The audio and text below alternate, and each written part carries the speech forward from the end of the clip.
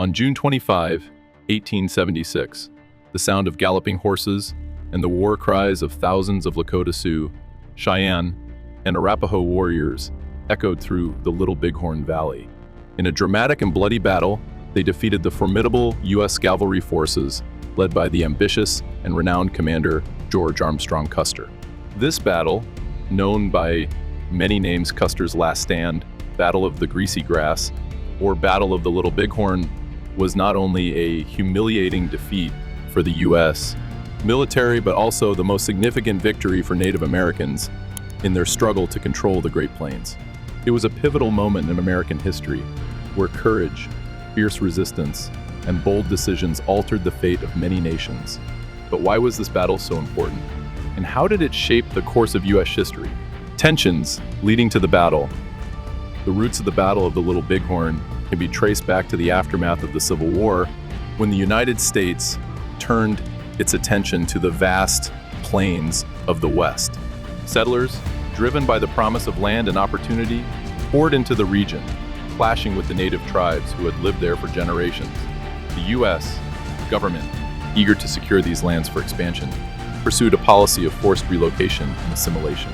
One of the most devastating tactics employed was the systematic slaughter of the buffalo, the lifeblood of the Plains tribes. By the late 1860s, the buffalo herds had been decimated, and many Native Americans had been forced onto reservations or killed in skirmishes with the Point Us military. The Black Hills Gold Discovery. In 1868, the Point Us government signed the Fort Laramie Treaty, which recognized the Black Hills as part of the Great Sioux Reservation. The Black Hills, known as Pahasapa to the Sioux, were sacred land, central to their spiritual and cultural identity. However, this treaty was soon undermined by the discovery of gold in the Black Hills during an expedition led by George Custer in 1874. The news of gold sparked a rush of prospectors and settlers into the area, violating the treaty and igniting tensions. The Sioux, led by leaders like Sitting Bull and Crazy Horse, refused to sell or relinquish their sacred land, setting the stage for conflict. Native resistance grows. In December 1875, the U.S. government issued an ultimatum. All Native Americans were to return to their reservations by January 31, 1876, or be considered hostile. This order was largely ignored, as many Sioux, Cheyenne, and Arapaho left the reservations to join Sitting Bull and Crazy Horse in the unceded territories of Montana. By the summer of 1876, thousands of Native Americans had gathered near the Little Bighorn River, forming one of the largest encampments in Native history. This gathering was not just a military alliance, but also a cultural and spiritual reunion, as families and tribes came together to resist the encroaching forces of the Point Us government. Sitting Bull's Sundance vision. The night was thick with the scent of burning sage and sweat. The flickering fire cast long, twisting shadows on the earth, dancing like restless spirits.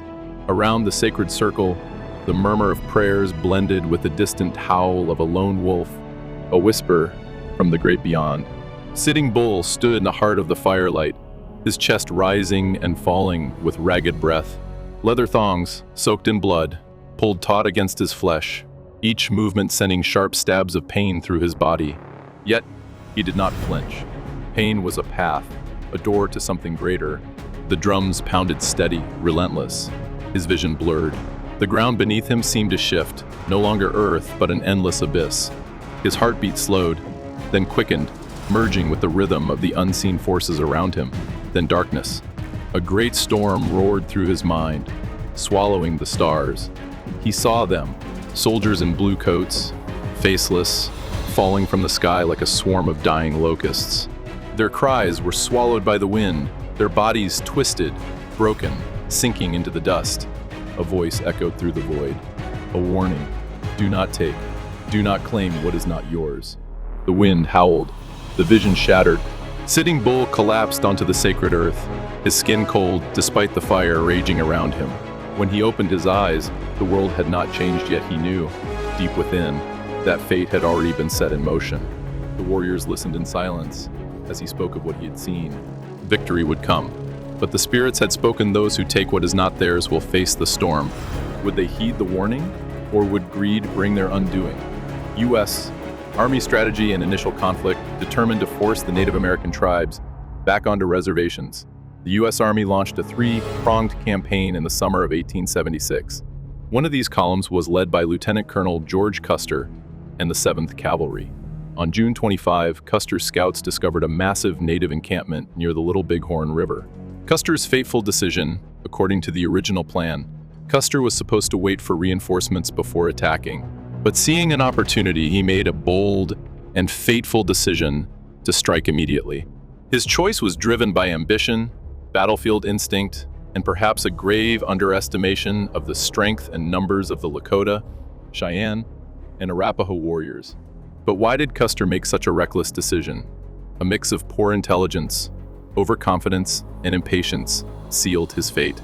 First, Custer relied on outdated reports that severely underestimated the native forces. His scouts warned him that the village was massive, yet he dismissed their concerns. He assumed he was facing only a few hundred warriors, when in reality, over 2,000 Lakota, Cheyenne, and Arapaho fighters were waiting. Second, arrogance played a role. Custer had built his career on bold cavalry charges and stunning victories, particularly against smaller or disorganized native forces. He believed his speed and aggression would catch the enemy off guard, just as it had in past battles. Finally, his impatience led him to attack without waiting for reinforcements. He feared that if he delayed, the native warriors would scatter before he could strike a decisive blow. Instead, his rush to claim victory turned into a disastrous ambush. At that moment, there was no turning back. His decision placed his entire force on a direct collision course with one of the most formidable native forces in the history of the Plains Wars. The battle unfolds. Custer divided his 600 men into 4 groups, intending to encircle and overwhelm the native warriors. But instead of seizing the advantage, he walked straight into a nightmare. The battle began when Major Marcus Reno led an attack from the south. However, his forces were swiftly countered by a fierce assault led by Crazy Horse. The Lakota and Cheyenne warriors quickly regrouped and struck back with overwhelming force, forcing Reno's men to retreat to a defensive position on a nearby hill later known as Reno Hill. By the time they reorganized, at least 30 of Reno's men lay dead. Meanwhile, Custer and his 210 men pushed north, hoping to strike the heart of the native encampment.